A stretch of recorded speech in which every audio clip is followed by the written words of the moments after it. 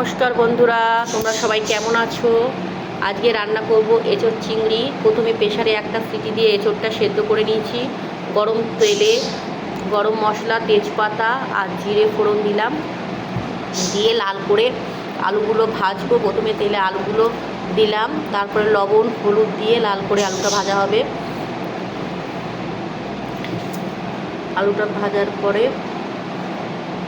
একে একে মশলা দেবো। প্রথমে দেবো পেঁয়াজ কুচিটা, দেবো পেঁয়াজ কুচি দিয়ে একটু ভাজবো।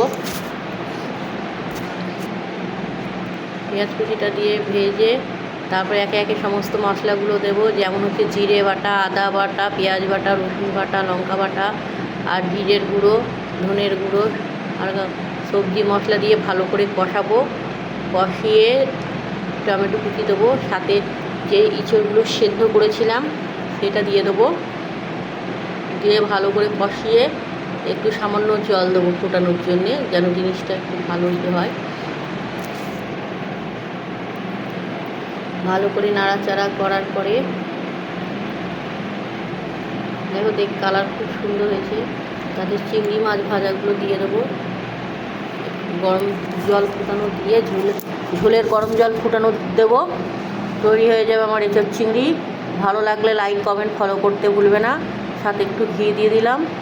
কেমন হয়েছে কমেন্টে জানাবে।